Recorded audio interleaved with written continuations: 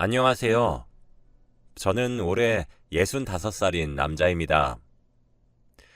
저희 집은 자식이 2명 있는 네 식구고 아들과 딸이 하나씩 있어요. 요즘엔 사라진 말이지만 제가 젊었을 때까지만 해도 평생 직장이란 단어를 많이 사용하곤 했습니다. 지금 젊은이들은 분위기가 조금 불편하거나 적성에 조금 맞지 않거나 하면 쉽게 그만두고 쉽게 이직을 하기 시작하더라고요. 제가 젊었을 적에 그러면 온갖 소리를 들어야 했는데 말이죠. 젊은 놈이 패기가 없네. 젊은 나이에 고생해야 말년이 편하네. 이런 소리들을 말이에요. 저는 40년 동안 한 직장에서 일을 하다가 그만두었습니다. 사실 정년퇴임을 해야 되는 나이가 훨씬 지났음에도 불구하고 아직 딸 자식이 시집을 가지 못해서 계속 일을 하고 있어요. 공장에서 40년 정도 일을 했는데 이 정도 일하면 사실 사장님의 측근에서 일을 할 수 있습니다. 사장님 따라 해외 출장도 제가 옆에서 동행했고 그러면서 신뢰를 두텁게 쌓았어요. 그랬더니 사장님도 제 나이가 많이 늙었는데도 아직 일을 맡겨주십니다. 그런데 환갑이 넘어가고 60대 중후반을 바라보니 체력적으로 정말 힘에 부치더군요. 딸 자식까지 시집 보내고 일을 그만두려고 했었는데 내가 언제까지 뒷바라지를 해야 하나 하는 생각도 들고 우리 딸내미가 그래도 직장도 빵빵하니 돈도 잘 벌거든요. 그래서 그런지 제게 기특하게도 퇴사를 권유하더라고요. 일 그만두고 집에서 쉬시라고 자기도 이제 돈도 잘 벌고 그런다고 하면서요. 이런 맛에 딸을 키우는 거구나 싶었습니다. 40년을 일했었던 직장이었기에 제게 남다른 곳이라 사실 정말 고민이 많았어요. 하지만 몸도 자꾸 아프고 나이도 있고 그래서 사장님께 말씀드리고 평생 직장이었던 곳을 떠나게 되었습니다. 그런데 평생 동안 새벽에 일어나 출근을 했고 밤늦게 퇴근을 하는 일만 해온 촌놈이었던지라 집에서 쉬기만 하는 게 오히려 너무 불편하더라고요. 몸도 찌뿌둥하고 그래서 처음엔 저희 집사람과 집 근처에 커피도 한 잔 마시러 가기도 하고 근교에 산책하러 가기도 하고 맛있는 것도 먹으러 갔었어요. 그런데 원래라면 일주일에 한두 번 정도 그렇게 자유시간을 가졌었거든요. 주말이나 이런 시간에 말이에요. 전 또 토요일에도 자주 출근을 했었던 사람이라 그렇게 매일 자유롭고 여유롭게만 산다는 것이 참 어색하더라고요. 그리고 한평생을 이리 치이고 저리 치이며 살아온 제게 오히려 여유라는 것은 몸에 맞지 않은 옷을 입는 것만 같았습니다. 그렇게 한 6개월 정도를 쉬었나? 진짜 몸에 좀이 쑤셔서 안 되겠더라고요. 젊어서 고생을 많이 하면 말년이 편하다던데 돈도 써본 놈이 잘 쓴다고 그것도 편해본 놈들만 편해질 수 있나 봅니다. 그래서 아파트 경비 일을 알아보게 되었어요. 운이 좋게 일을 알아보기 시작한 지 얼마 지나지 않아 한 고급 아파트에서 일을 할 수 있게 되었습니다. 딸과 아들은 다 늙어서 왜 또 고생을 하려고 하시냐.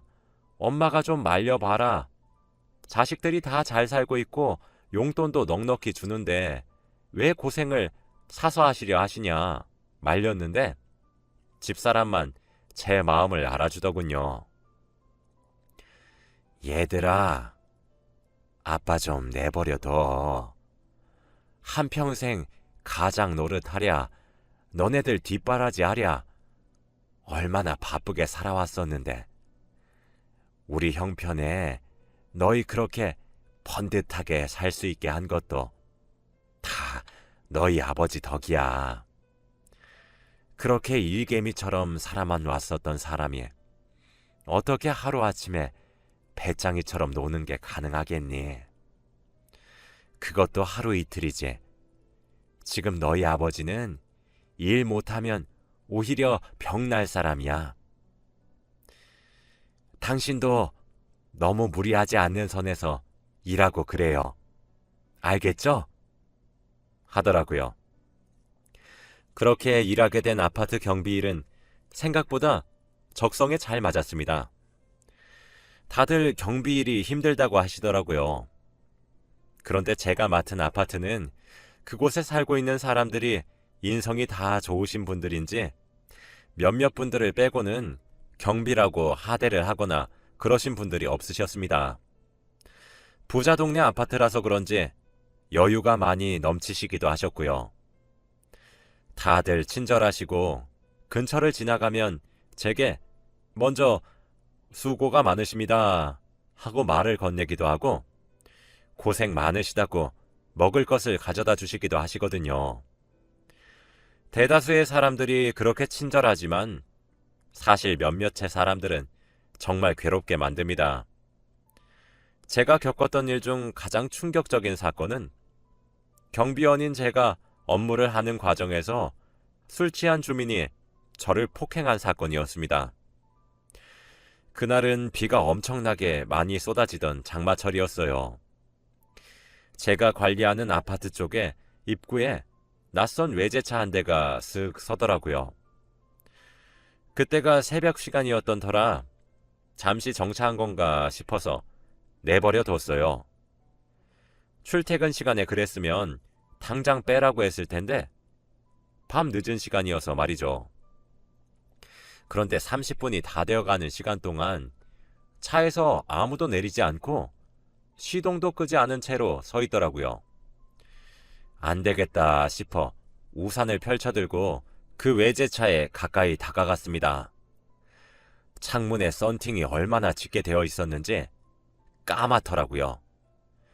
게다가 비까지 주룩주룩 내리고 있어서 어두컴컴하기까지 하니 안쪽이 하나도 보이지 않았습니다. 똑똑 창문을 두드리니 안쪽에서 희미하게 욕설을 하는 듯한 소리가 들리면서 창문이 조금 열리더라고요. 외제차 안쪽에선 옅은 술 냄새가 나기 시작했습니다. 안쪽엔 여자 하나와 남자 하나가 있었는데 정말 차마 눈뜨고 못 볼 짓을 하고 있던 중이었어요. 운전을 하고 있었던 남자는 한 50대 정도로 보이는 아저씨였고 술에 잔뜩 취해 있었어요. 조수석에 앉은 여자는 옷매무새를 만지고 있었는데 딱 봐도 딸뻘 정도 되는 나이겠더라고요. 실례합니다. 이곳에 주차를 하면 안 되시거든요. 주차 금지 구역이라서 차를 빼주셔야 할 것 같습니다. 라고 말을 했어요. 그랬더니 그 남자는 담배 한 대에 불을 붙여 제 얼굴에 연기를 내뿜으며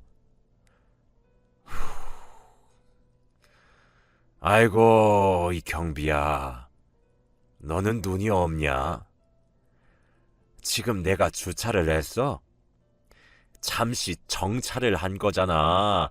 정차. 네 눈은 장식이냐? 라며 싹수 없게 말을 하더라고요. 그래서 여기는 주정차 금지구역이라서 정차도 안 됩니다. 차를 빼주실 수 있겠습니까? 라고 물었어요. 더 공손하게 말해봐. 그럼 내가 고민 좀 해볼게. 하며 낄낄거리면서 웃더라고요. 그 옆에 앉아 있었던 딸뻘되는 여자는 옷매무새를 다 다듬었는지 그 남자의 팔에 팔짱을 끼고 고개를 기대며 같이 깔깔거리며 웃었습니다. 저는 지금 차가 서 있는 곳이 저희 동 주차장 입구여서 그렇습니다. 아무리 늦은 시간이라도 차가 단 한 대도 다니지 않지는 않아서 비켜주셔야 될 것 같습니다.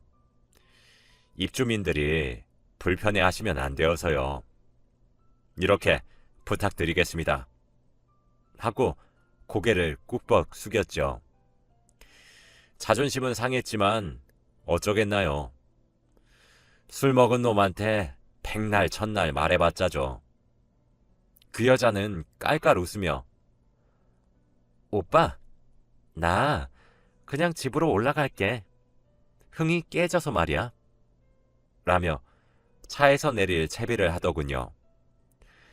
아니 왜 벌써 가? 이렇게 하고 너 혼자 집에 쏠랑 들어가 버리면 이 오빠가 섭섭하지.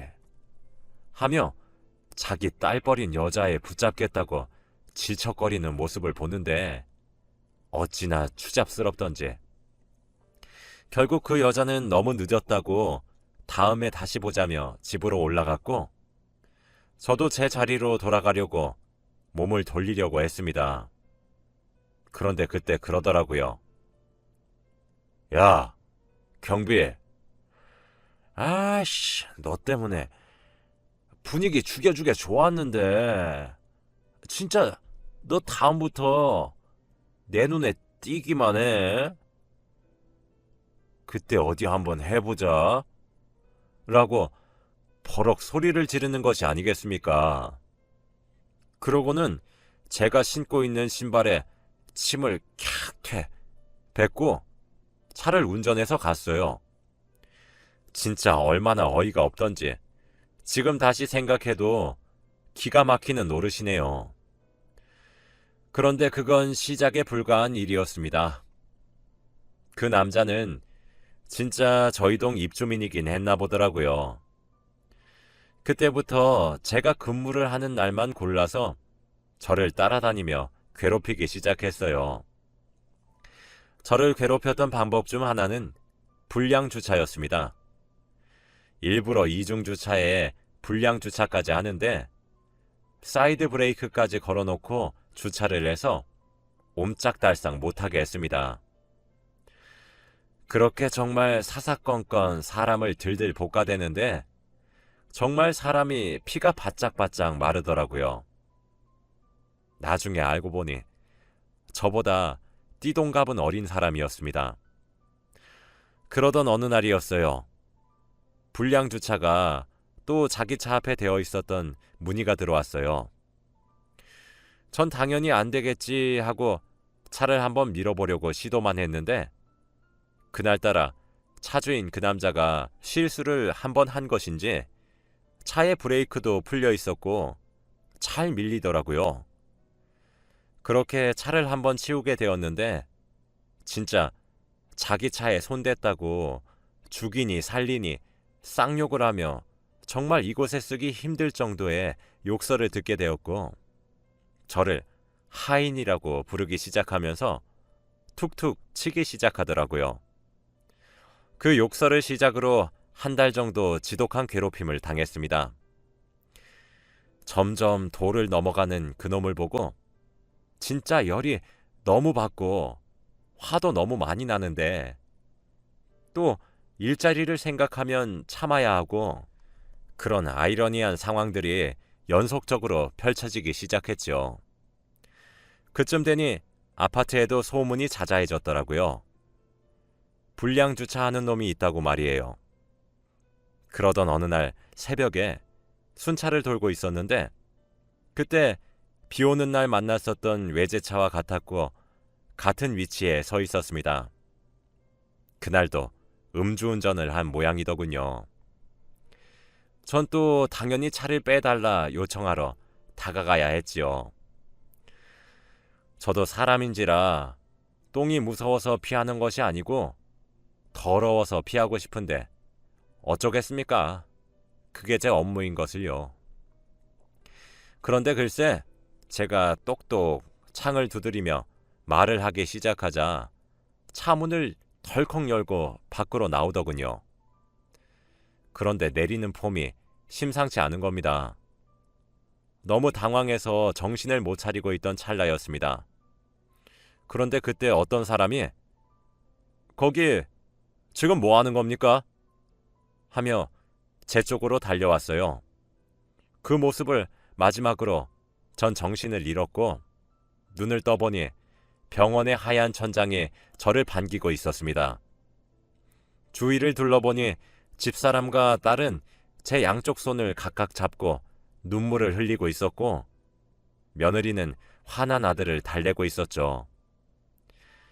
깨어났다 인기척을 내자 집사람이 의사를 불러오더라고요. 의사가 말하길 전치 4주 정도 나올 것 같다고 했어요. 저는 이게 지금 어찌된 일이냐 물어보니 집사람이 제게 말해 주었습니다. 아니, 당신은 그런 사람이 당신을 괴롭히려고 하면 일을 그만두든가 도망을 치든가 둘 중 하나는 했어야죠. 진짜 얼굴이 이게 뭐냐고요.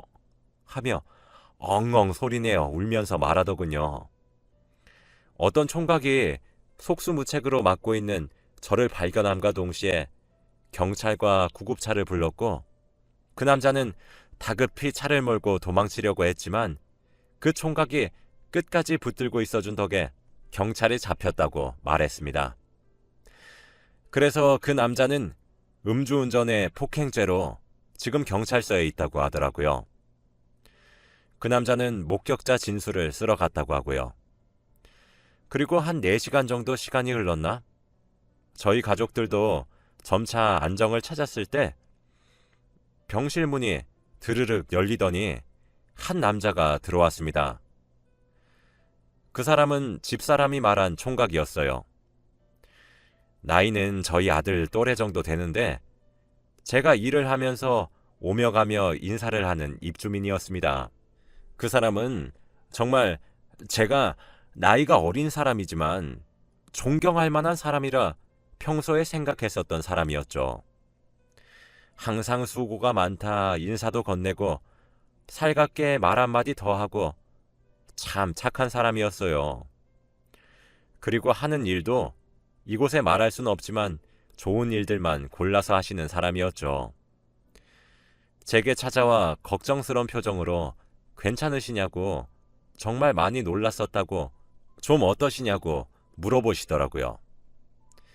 같은 곳에 사는데 어쩜 그렇게 인성이 다를까 싶었고 전 그 총각에게 괜찮습니다. 정말 감사합니다. 하고 인사를 했어요. 그런데 마침 그때 딸아이가 제가 마실 음료를 사러 나갔다가 병실로 돌아왔습니다. 그러다 갑자기 하며 소리를 지르는 게 아니겠어요. 그런데 그 총각도 지연 씨가 왜 여기에? 하며 아는 체를 하기 시작하더라고요. 이게 무슨 영문인가 싶어 둘이 아는 사이냐 물어보니 둘 다 서로 얼버무렸습니다. 제 연륜이 말해주기를 딱 봐도 남녀 관계처럼 보였습니다.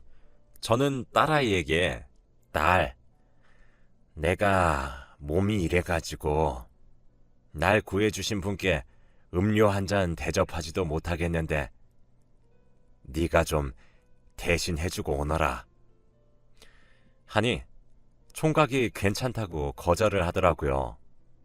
그래서 아니 아무리 그래도 그렇지 그렇게 가면 제 마음이 불편해서 그런 거니까 마실 거 하나라도 대접받고 가세요 라고 부탁했어요. 결국 알겠다 대답하고 제 딸과 병실을 함께 나서더라고요. 그 이후 딸에게 이것저것 물어봐도 묵묵부답이어서 저도 금방 잊었습니다. 전치 3주 판단을 받고 병원에 입원을 한 중이었는데 저를 팼던 놈이 찾아왔더라고요. 합의를 해달라고 하면서요.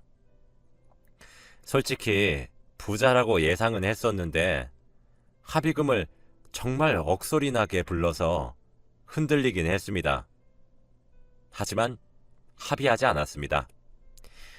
그 사람은 뭐든지 돈으로 해결을 하려고 했던 사람이니 돈이 얼마나 우스웠겠어요. 그러니 이번에도 제게 사과는커녕 돈으로 해결하려고 했겠죠.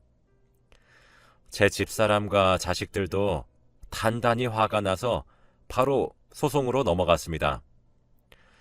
사실 3주 동안이나 경비 일을 하지 못하니까 전 해고당해도 억울하긴 하겠지만 할 말이 없었어요. 입주민에게 피해를 당해 억울할 순 있어도 3주간 자리를 비워야 하는데 다들 알다시피 경비 자리도 정년 퇴임한 사람들에게 귀한 일자리거든요. 그랬는데 아파트 쪽에서 다 나을 때까지 기다릴 테니 푹 쉬시고 출근을 해달라는 요청이 들어왔더라고요. 입주자 동 대표님께서 직접 병원에 문병을 오셨습니다. 그리고서는 제게 봉투 하나를 건네시며 말씀하셨어요. 선생님, 몸은 괜찮으신가요? 이건 얼마 되지는 않는데 저희가 십시일반으로 조금씩 모은 돈입니다. 치료비에 보태 쓰시고 받으신 마음의 상처에도 조금 위로가 되길 바라는 마음에서 드리는 겁니다. 하시더라고요. 전 처음엔 당연히 거절했어요. 그랬더니 아니요.